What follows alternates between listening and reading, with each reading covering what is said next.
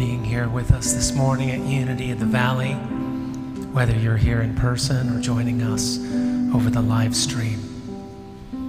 We just come here for the simple purpose of opening our hearts and minds to the deepest reality, that one life that we all share. Behind all outer appearances, we know, science tells us that there is an energy connecting all things, that all things are an appearance like waves on an ocean of eternal energy. And so in that awareness, we can look at each other and know we are connected. We are one, no matter our outer differences. We are unity itself. This whole world, all life, just breathe that in as we sing this opening prayer.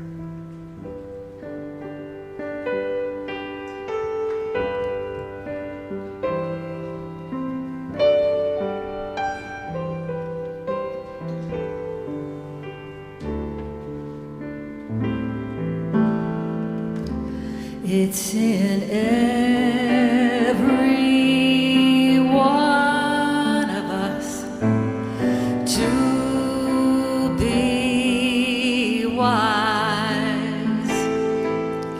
Find your heart, open up both your eyes. We can all know everything without ever knowing why. It's in every one of us, by and by. It's in every one of us. I just remember, it seems I've been sleeping for years. I'm not awake as I might be, but my seeing's better. I can see through the tears. I've been realizing that I bought this ticket and watching only half of the show. But there is scenery and lights and a cast of thousands who all know what I know, and it's good, and it's so. It's in every one of us to be wise.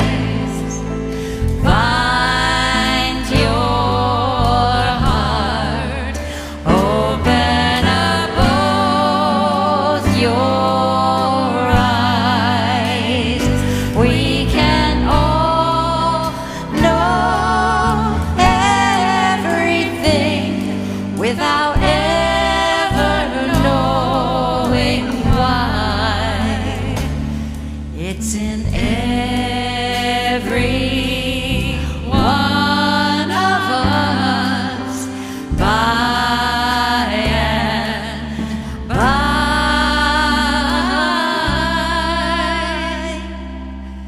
It's in every one of us, by and by.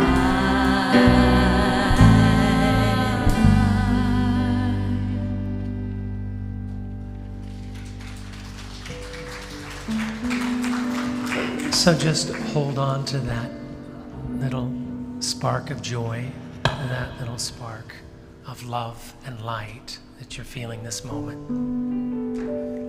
And just allow that sense of love and light now in your heart to expand outward, touching your neighbor here in this room. Keep on expanding it out to embrace all the people in this building in different areas. We have our people in the sound booth doing PowerPoint and running our sound, and we have greeters out in the foyer, and we probably have somebody out in the kitchen area preparing goodies for us. And we have people in the youth ed classroom that are there volunteering their time and energy for youth. Just feel your love and light now, embracing all these souls. Take a moment to feel that embrace, that love, that light, and then let it go further. Yes, just let it pour out all around in all directions at the speed of love. Whatever that speed is for you, just feel and know the love and light of the one Spirit is shining through you to all beings. Just holding that knowing, holding that feeling, and being grateful that in this moment, despite all appearances, we can know this higher reality and let it shine through us. And so it is. Amen.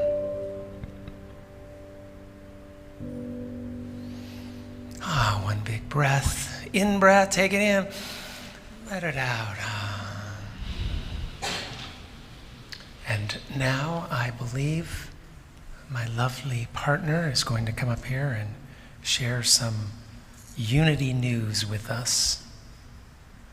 Come on, Donna, faster, faster.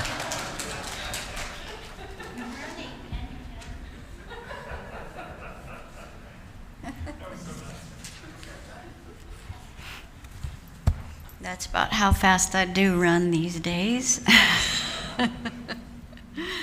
Well, it's good to see you all this morning. Please be sure that your cell phone is on silent mode so it doesn't ring during the service. I always remember that when I come. Actually, I don't always remember it until someone says that. While at Unity, please also wear a mask, including during our sing-alongs. Remember that masks must cover your nose and mouth to offer protection. Exceptions are for those who are presenting or while eating or drinking. We also ask that if you're not feeling well, to please join us on our live stream rather than in person. Thank you. Hopefully you are at home if you aren't feeling well. The October bulletin is already posted. Be sure to check out on our website the bulletin at www.unityofthevalley.org. Prayers. If you are in need of a prayer for yourself, a loved one, a friend, or whoever, please let us know. You can place your prayer card in the prayer box that's in the foyer after the service. It's in that far corner. For those of you who are watching on the live stream, you can contact Reverend Engut, and that should be right up there on the PowerPoint, right there, her number, if you haven't got it already. PowerPoint volunteers are needed still to serve one Sunday a month in the sound booth, advancing the PowerPoint slides during the service. And if you would like to volunteer, contact Gina in the office. We're so appreciative to those of you who have been doing that. And on the Sundays, there's always somebody back there. Otherwise, Ryan would be in a very tough situation trying to do all the things back there. So we need to help him out. Yeah, I want to just acknowledge Ryan, because there has been at times a shortage of PowerPoint people. And I have noticed that Ryan is not only running the sound and running the video, he's also on a third laptop running the PowerPoint. So just try to imagine that And then think about maybe once a month I might be able to get back there and help out with that. Otherwise, it's quite a show back there. You should see it. Who's back there today? Ah, Susie, thank you so much for being there. We need some housing for one of our members. Michael Crane, he's a friendly soul and part of our spiritual community. He's seeking a living space for under $800 a month as soon as possible. His is going away, his current living space.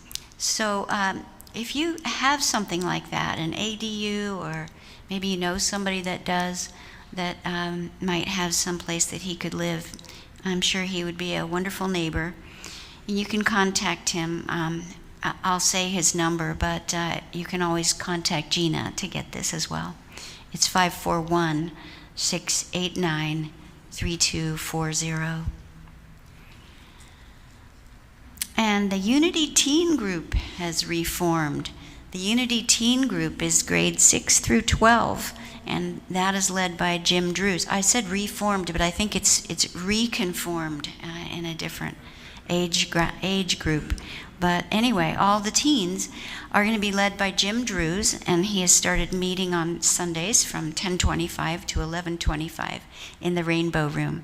So if you know of teens in our congregation who would be interested in that, please let them know. Next Sunday, our new series, Navigating the Storms of Life, that starts with John West and his message of rewriting the story of our lives. So I hope you'll join us. And now John has an announcement. I do? Says that. Okay.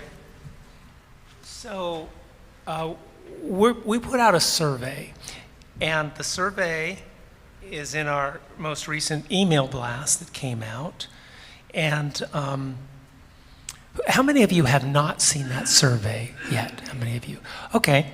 So if you can look at the most recent, that announcement, that would be great. If you aren't on our email list, you can contact the office and we'll email it to you. And we're hoping to get as many electronic surveys done as possible. But there's really just two main questions, and it's about our COVID policy moving forward into the coming next few months. So should we be, what should we be doing with that policy? And we know that there's good scientific information out there, but we know that many of you have looked at that information and you can interpret the data in different ways. And as a matter of fact, the CDC does not give guidelines for churches. If you look at what the CDC says about guidelines for churches, it says each of your spiritual communities should do what's appropriate for your community. So we want to hear from you before we make any adjustments in that policy. If you can't receive it electronically by calling the office and doing the survey that way, or looking on our email blast or getting on our email list, there are paper copies of the survey. I didn't confirm that, but I think the plan was that the survey will be available in the foyer, so you can take a look there. But again, if you have any means of doing it electronically, that would be ideal, because then that great web in the sky puts all the data for us. Yes, strange person here. So was the survey put into the email blast, the weekly email blast? The survey was actually sent out in a separate email to our email list. It said Unity survey on it. And Donna, you're shaking your head and saying you did not receive it. How many of you are on our email list, usually get our email blast, but don't recall seeing a survey like that? Okay, I see just Donna and one or two other people, and Barbara. Okay, you are both in trouble. Okay. I love you all, and that's the end of the announcements. Let's rise and stretch a little and have some fun singing Day by Day.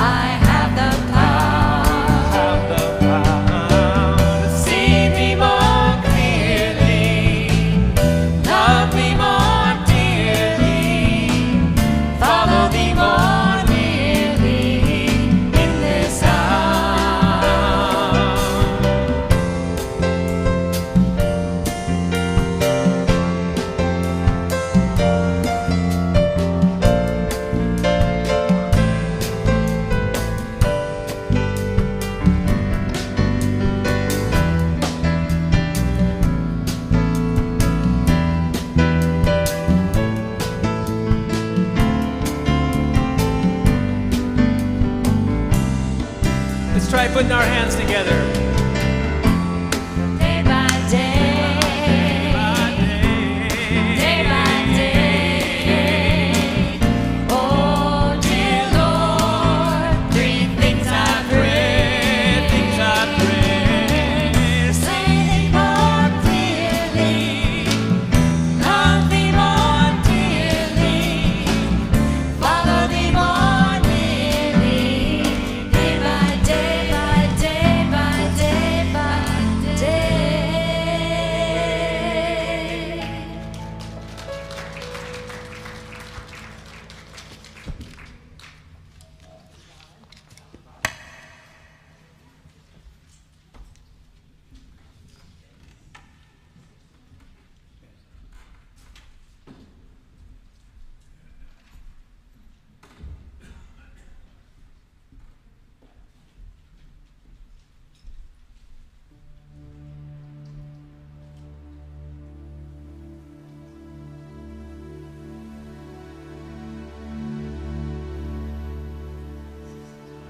We're in meditation.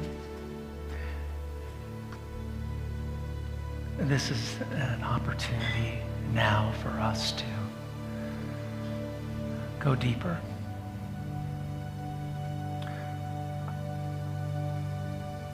Our subject today is about the spiritual scientist in you. And for those of you whose minds tend to run rather actively, just imagine that your mind is not a computer, that your soul is not a computer. While your mind may run like a computer, be aware that there is an operating system within you, that behind all the programs running right now, there is a deeper sense of self which has stayed consistent throughout your whole life. And the easiest way to access that sense right now, if you're willing, is to just bring your mind into focus. And I'd like to try something with you. That is to look at this candle up here. Just take a moment to focus on it, imagining that represents, symbolizes that still small point of being, of pure being within you. Just keep focusing on that until you are very clear in your mind what that little flame looks like. Just breathing gently and softly and relaxing while you focus. And when you have that image of that flame, that still small point in your mind, I invite you to close your eyes and keep visualizing it right about the point between the eyebrows, slightly above. We call this point the spiritual eye. And just keep flowing your attention now to that image of that flame.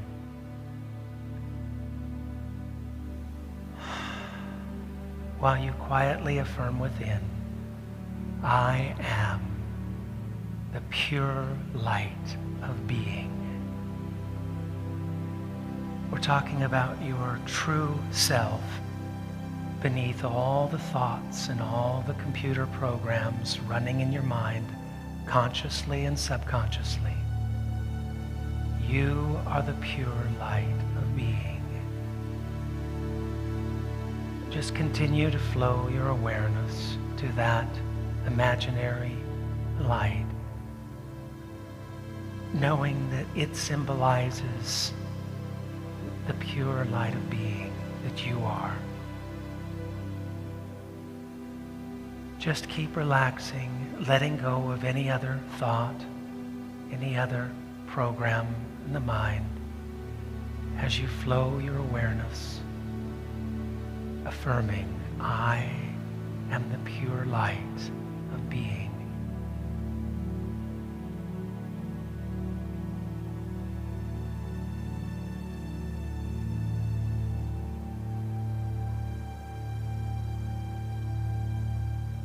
as you do this, begin to notice any inner stress melting away as you let go of trying to run that little program of thought.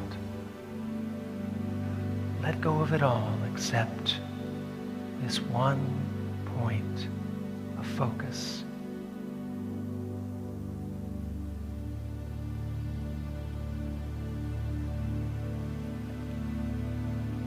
And when you're ready, just quietly invite yourself to ask, what is the pure light of being?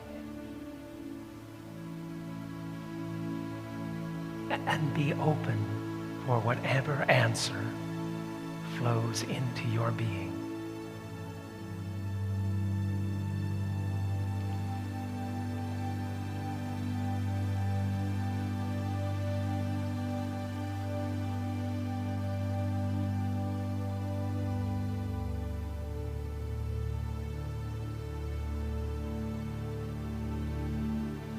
Resting in that open state of reception to the answer, to the wisdom that is in every one of us.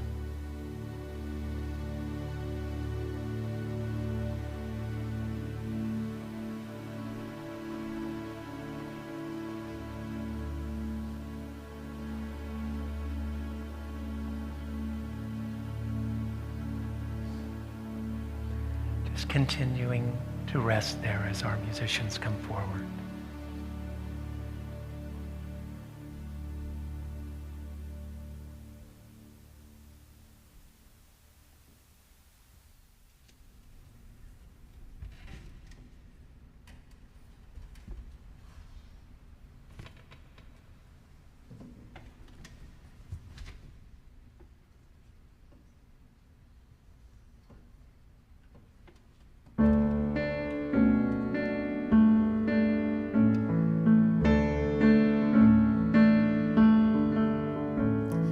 What would I do if I knew that I could not fail? If I believed, would the wind always fill up my sail? How far would I go? What could I achieve? Trusting the hero in me. If I were brave, I'd walk the razor's edge where fools and dreamers dare to tread. I'd never lose faith, even though losing my way. What step would I take today if I were brave?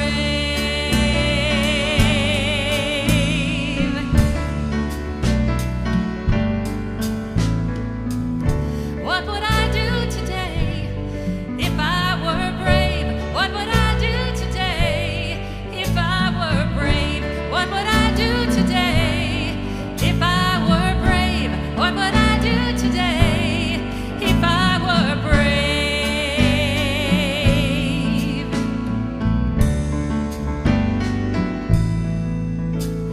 What if we're all meant to do what we secretly dream? What would you ask if you knew you could have anything? Like the mighty oak sleeps in the heart of a seed, are there miracles in you and me? If I were brave, I'd walk the razor's edge where true believers dare to tread. I'd never lose faith, even though losing my way. What step would I take today if I were brave?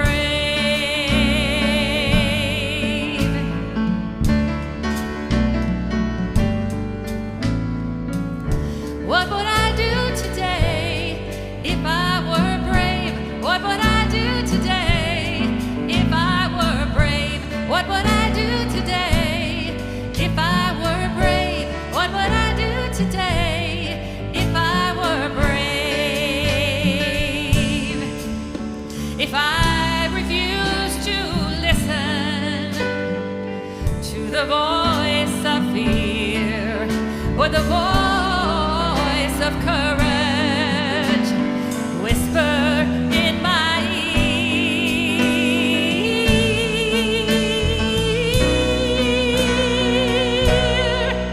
I am brave and love to move ahead where true believers dare to tread. I never lose faith, even though losing my way. What step would I take today? I am brave.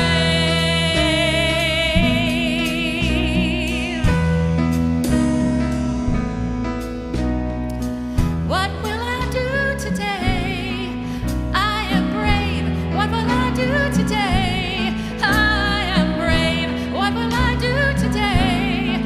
I am brave. What will I do today? I am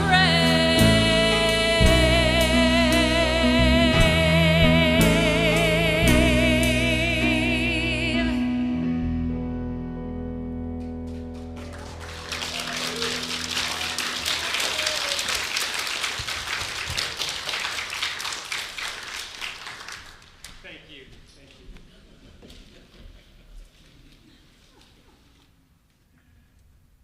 You are brave.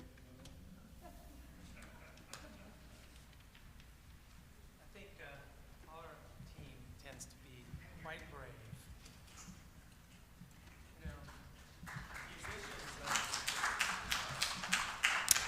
musicians out in the touring world, you know, they get to do these songs over and over again.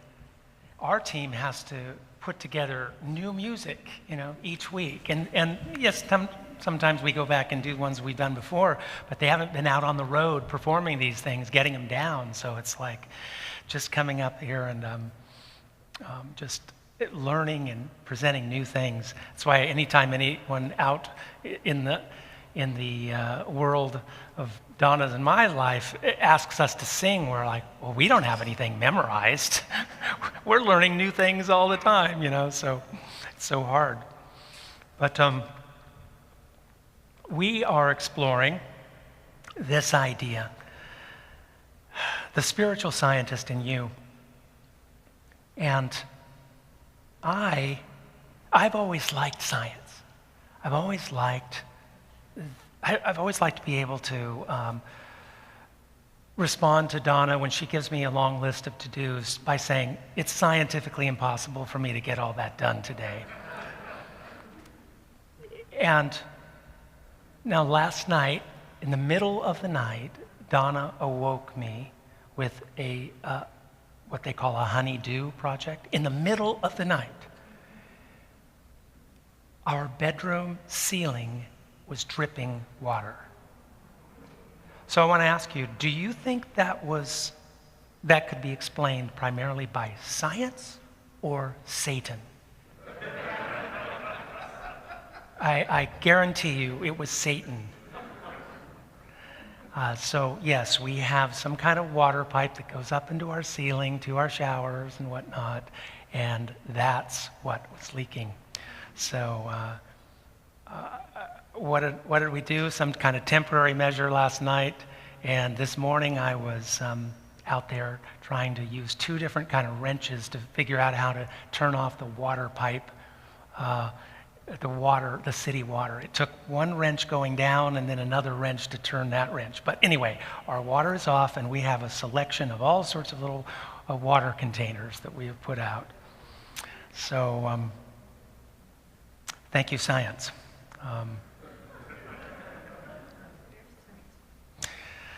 Unity has always appreciated the strengths of science. Charles Fillmore wrote, "The universe was not created through illogical assumptions of law. Law is its foundation. There are no miracles in science. Jesus did no miracles. All his marvelous works were done under laws that we may learn and use as he did." So I'd like to share 4 ways of connecting unity to science. And the first way is by talking about the fact that unity proposes a simple theory that we can test in our daily lives. And the basic theory, which you've heard us talk about many, many times, is that beneath our surface consciousness, we have this divine awareness. We are connected to an infinite awareness that you can call by many names. But for ease and simplicity's sake, I will refer to it as God. And not only does this simple theory come with this little description, it also comes with a how to experience it. It's basically that we do everything that we can to remove limiting thoughts, and we spend time in silence, allowing all thoughts to melt away so that we can experience this deeper awareness. And then we apply this, whatever we learn in the silence, this deeper sense of connection with everyone, this sense of not being limited by an ego, and appreciating that we all live in this one light of being. We bring that out into our daily lives. We try to remember that. When we remember that in every experience we are going through, this divine essence never leaves us, and it never leaves the reality. It's just surface appearances that are temporarily arising. So we have this simple theory, and we have a way to practice it. But I know that there are many people who are, even in our congregation, who are rather scientifically minded and struggle with this theory. But I'd like to share some ways that, some reasons for us to, that this spiritual growth, this spiritual growth that should be happening seems limited. Because that's a reasoning that many people will say is that I don't see evidence of God. I don't see evidence of the divine in people. I just see people acting really in silly ways and hurting our planet.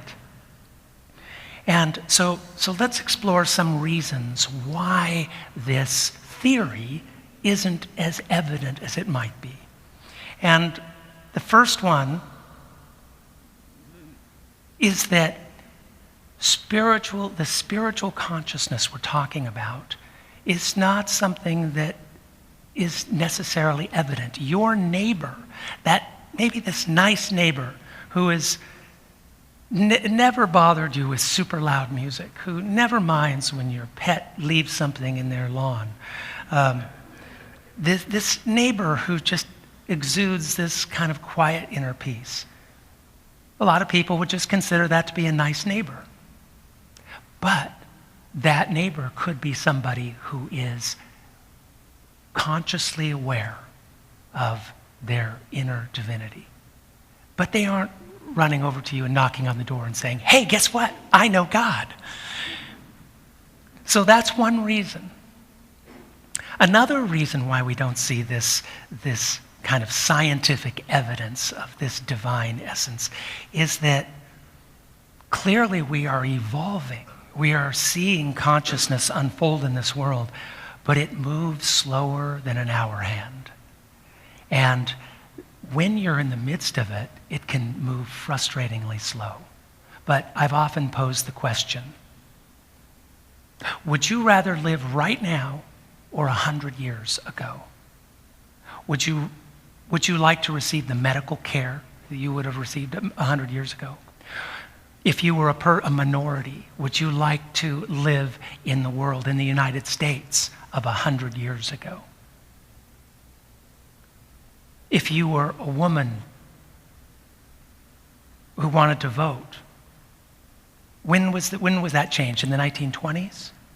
Okay.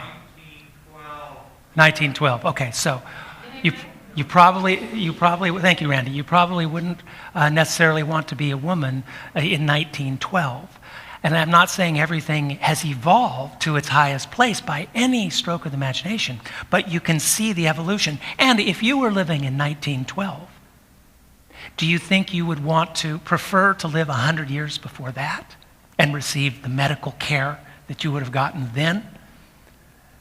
To be in the social order, to walk out in the streets of London where they had sewage just running out on the street that far back? I mean, each 100 years you go back, folks, it gets drearier and drearier. I wonder what the minimum wage was in 1800. I don't think there was one. Now, you can complain all you want about fast food, but there is an evolution happening. But it's so slow when you're in the midst of it. Another reason why we get frustrated with this, where is the evidence, is, frankly, this spiritual growth thing, this testing of the theory of unity, is something that is difficult, we find difficult to do. Because the basic core of it is to have the courage to start letting go of your ego, of your separate sense of self. Think about that. That's not an easy thing to do. There are also so many distractions. One of the ways that we have evolved also brings complications. For example, the amount of information that's out there and the way you can get distracted. I find it interesting that when we look back through time at the great saints and sages who were urging us, inviting us to experience this inner divinity that they did, none of them had access to Amazon.com. None of them were able to just at a whim hear about some best-selling book on spirituality and get that. None of them could pay $400 and go to a seminar and then fly across country to another seminar and spend 15, 20 years going from seminar to seminar. A lot of them were just stuck in their village for their whole lives. And yet, somehow they found this inner divinity. Why might that be? Could it be that the evolution of communication can offer us such a big playground that we can get distracted in that playground about what's really essential and what's really important?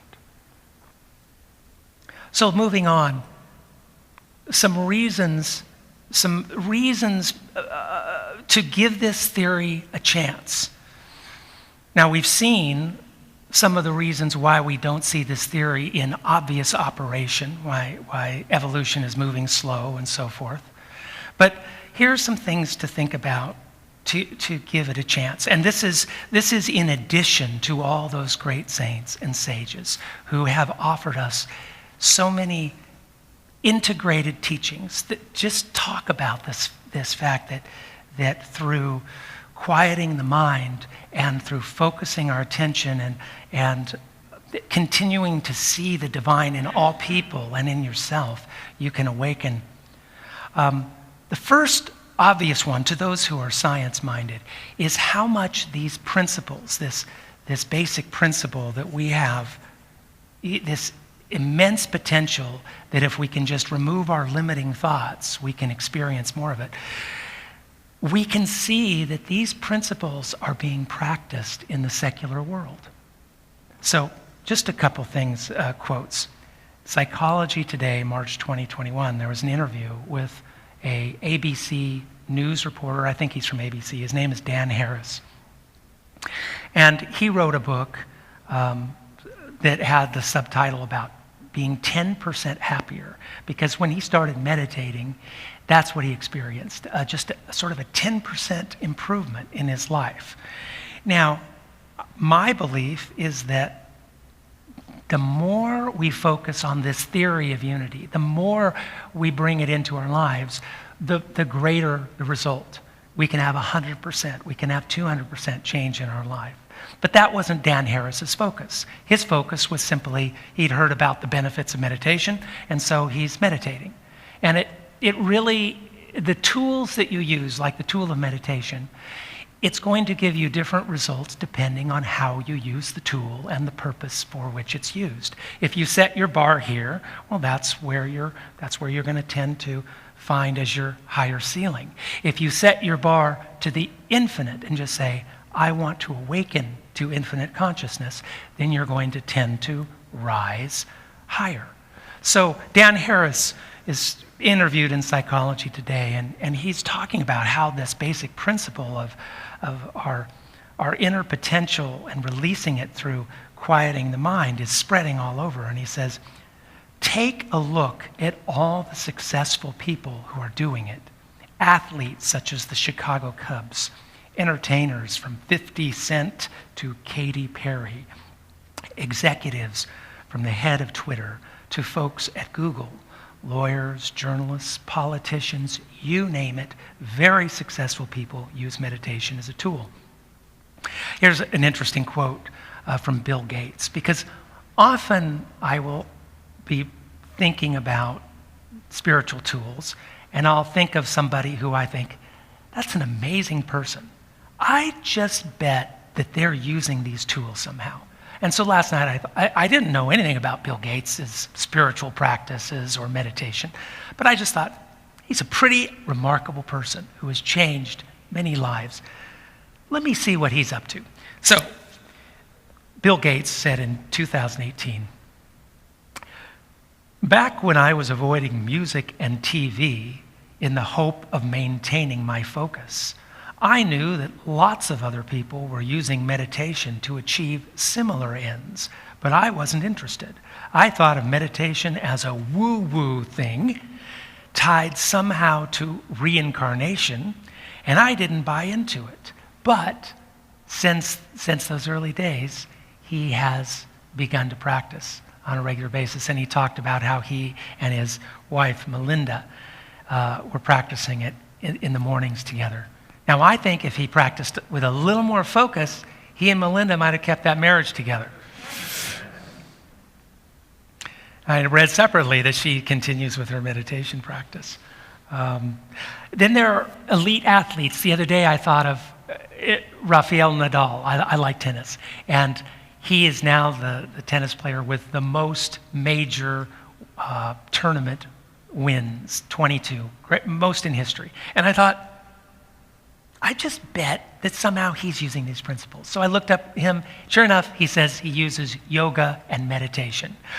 You know what yoga means? It's a Sanskrit word which means to yoke your consciousness to the infinite consciousness. That's yoga. And a lot of people who use yoga don't really notice or aren't that aware of the deeper purpose of it, which is to come into that higher awareness. But as we incorporate these practices, even in a little bit, it tends to give us glimpses of something higher. So I was talking about reasons to give this theory of unities a chance. Another one is, even if you're scientifically minded, you have to admit that there is so much in our life experience that is just beyond science. Science is not really going to tell you individually how to find happiness and fulfillment in your life. It'll give you little clues, but ultimately it's up to you to navigate it. Our very consciousness is so far beyond what science really understands. On a daily basis, we have to do things and respond to situations that is beyond science, but we can still bring scientific principles into it. We can use observation, we can use intelligence, and then supplement it with that inner wisdom. I'm going to share an experience with you, and normally I try to avoid sharing any experience where I get to be the hero, because a wise person once said, John, when you're talking on Sundays, you don't get to be the hero of your stories, because otherwise it looks like you're bragging.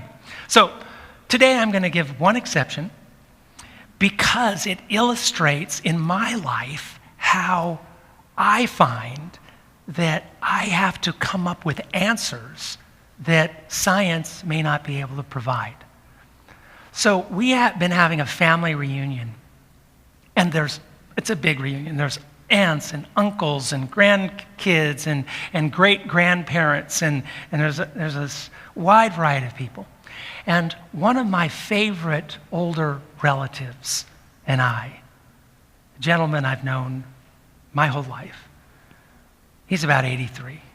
We're walking together with his wife, who is an in-law of mine. And he's had some health problems for a while, but mainly it's been his back.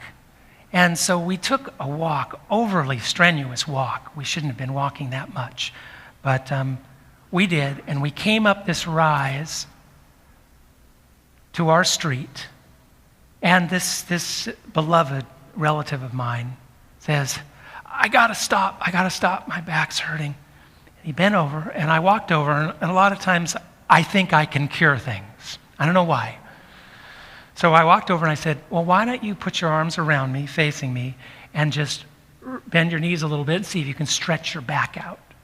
So he put his arms around me, and we're facing each other like this, and he bent his knees, and he goes, oh, yeah, that feels good. That's stretching my back. You know, science didn't give me that answer. It just was a spontaneous thing.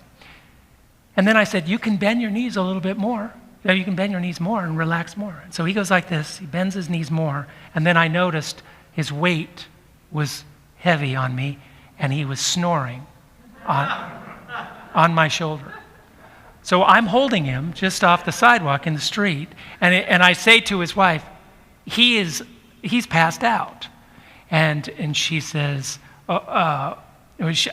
she and I were walking our dogs, and so she was kind of trying to gather the dogs, and I go like this with a 185-pound weight over on the sidewalk and then to the grass, and then very gently as possible, as he's snoring away, just lay him down. I didn't want to hurt his back at all. Just very carefully laid him down on the grass. And when he was settled on his back, he was not breathing, and his eyes were open, and he wasn't breathing anymore. So I said, I'm down on the ground. I said, he's not breathing. And his wife, who'd worked in the hospital industry for many years, said, roll him on his side. Good idea. So I rolled him on his side, and I got down. I said, he's not breathing. He's dying. So I just rolled him back over, and I was just prepared to start CPR.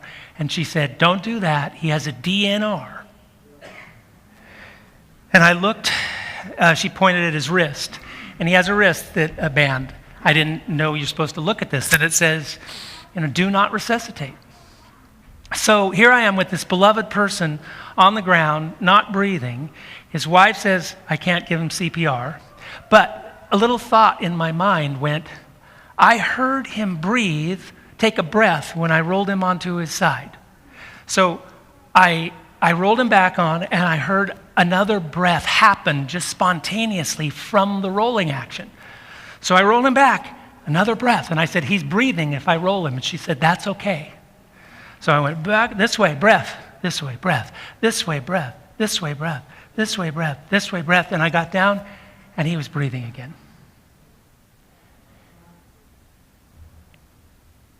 And there was a neighbor on a balcony, and they said, should we call somebody? And his wife said, no, he has a DNR. Okay. But I got down, I said, Dad, I'm sorry. He was my father. I wasn't going to say that. So I said, Dad, are you awake?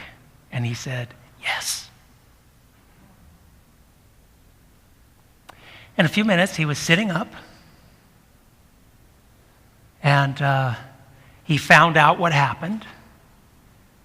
And then he said, well, somebody should have looked at my wristband. So I apologized. But anyway, he was fine. Just kidding around. And he was up a little bit later, a few minutes later. And 2 hours later, he was at the family reunion. He's doing fine. Now, science, I got online and I thought, is this a way to resuscitate people? I've done all this research. There is nothing online about making somebody breathe this way. But it was my only option in that moment, because I had to respect his wife saying, you can break ribs and do all sorts of stuff when you do CPR. So anyway, that's just an example of how we have to live our lives without the benefit of science having all the answers. And the last thing I would just comment on this, or reasons to give this a chance, is that when we think of God, the divine, we're thinking of a consciousness, right? It's a consciousness. And you may not believe or trust that that consciousness is there, but where else are you going to find it but within consciousness? And so that's why Unity offers these tools about going deep within, using prayer as a way to invite your consciousness in deeper and deeper, and surrender, and then listen to the silence. And the final point is simply just how can we maintain a scientific approach in our life? And, this is not classical science I'm talking about. It's about incorporating scientific means and methods to how we live our life, to how we pursue spirituality. Now, I want to emphasize, when I talk about science, I'm not really emphasizing those popular books that bring science and spirituality together, because that's an interesting pursuit. But the thing is that if what we are doing is we are going from theory to theory to theory, looking for the magic theory which is going to change our life, we're not really focusing on the unity theory, which is brought together from all the great saints and sages, which says you don't have to go anywhere. You don't really have to read anything beyond study your consciousness, study your actions, study your words, and start letting go of your ego and start welcoming in this spiritual experience into every moment of your life. Then you can go read whatever you want as supplemental, but it's not the scientific focus of our lives, which is here and now, this moment, being aware of spirit in your mind, whatever you want to call it, higher consciousness, moment to moment. So in order to maintain the scientific approach, keep testing the theory in your daily life. Keep going deeper into it. Don't treat your mind like a computer program. Treat it like the light of pure being that's beneath that program. And don't let anything limit your expanding awareness. Don't let science limit you. So many people will say, science just kind of hasn't found God. And so they don't work to use the tools and test them to see how far their awareness can go, to find that spirit can open up doors into every moment to lead you to greater fulfillment. There's this scene in this book, Man's Search for Meaning by Viktor Frankl, where he's in a concentration camp, and he talked about this woman. She said, a young woman in the concentration camp knew that she would die in the next few days. But when I talked to her, she was cheerful in spite of this knowledge. She said, I am grateful that fate has hit me so hard. In my former life, I was spoiled and did not take spiritual accomplishments seriously. Pointing through the window of the hut, she said, this tree here is the only friend I have in my loneliness. Through that window, she could see just one branch of a chestnut tree, and on the branch were 2 blossoms. I often talk to this tree, she said to me. I was startled and didn't quite know how to take her words. Was she delirious? Did she have hallucinations? Anxiously, I asked her if the tree replied, yes. What did it say to her? She answered, it says to me, I am here. I am here. I am life, eternal life. Just take that in. Take that in, that you have the opportunity to breathe eternal life more and more with every breath as you test these theories.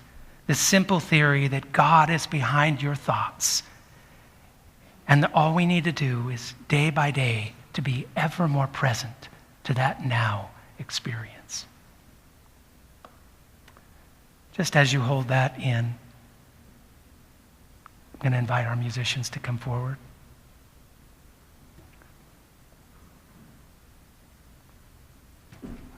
And when you're ready, we invite you to gather any gifts or offerings you have to share to support this spiritual community. Those who are online can use our donate button on our website. And just know that this spiritual community is made up of each soul here. We are one family together, and we know that the world is our family. And in that knowing, we are so blessed. Let's say our offering blessing together. Divine love through me blesses and multiplies all that I have, all that I give, and all that I receive. I give in love, and I trust God. So it is.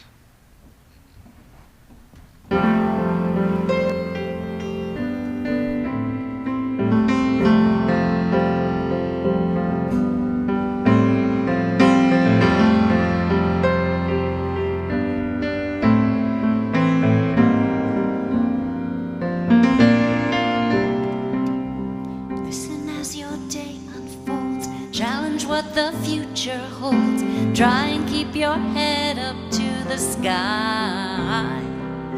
Lovers, they may cause you tears, go ahead, release your fears. Stand up and be counted, don't be ashamed to try. You gotta be bad, you gotta be bold, you gotta be wiser. You gotta be hard, you gotta be tough, you gotta be stronger. You gotta be cool, you gotta be calm, you gotta stay together. All I know, love will save the day. Herald what your mother said, read the books your father read.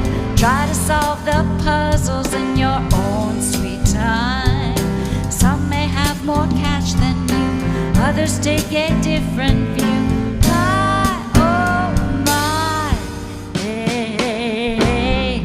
You gotta be bad, you gotta be bold, you gotta be wiser. You gotta be hard, you gotta be tough, you gotta be stronger. You gotta be cool, you gotta be calm, you gotta stay together. All I know, love will save the day. Time asks no questions, it goes on without you, leaving you behind if you can't stand the pace. World keeps on spinning, can't stop it if you try to. The best part of you in the face.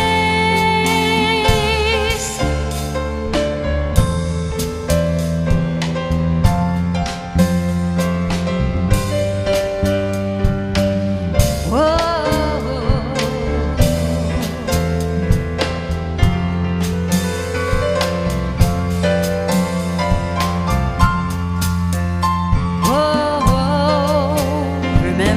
Listen as your day unfolds, challenge what the future holds. Try and keep your head up to the sky. Lovers, they may cause you tears, go ahead, release your fears. My, oh my, hey. You gotta be bad, you gotta be bold, you gotta be wiser. You gotta be hard, you gotta be tough, you gotta be stronger. You gotta be cool, you gotta be calm, you gotta stay together. All I know, love will save the day. You gotta be bad, you gotta be bold, you gotta be wiser. You gotta be hard, you gotta be tough, you gotta be stronger. You gotta be cool, you gotta be calm, you gotta stay together. All I know, love will save the day. All I know, love will save the day. All I know is love will save the day.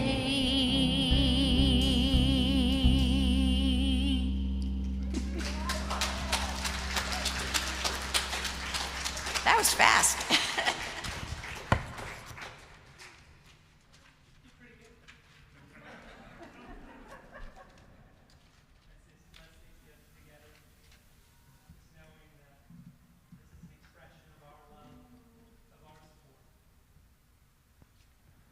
These gifts are an expression of our love, our support for this community that is continuing to shine through all the chaos, all the upheavals. That one pure light of being is shining through us, blessing the world. Thank you, Spirit. Thank you, God. Amen.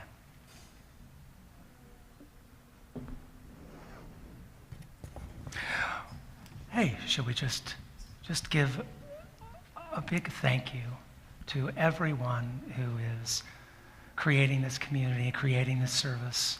I mentioned some of them earlier, so I won't mention them all again, but it is a community, it is a village, and each of you are part of that. So thank you, thank you, thank you. And we have chaplains today, correct? Who do we got? We got Mr. Para. We have Denise Christine.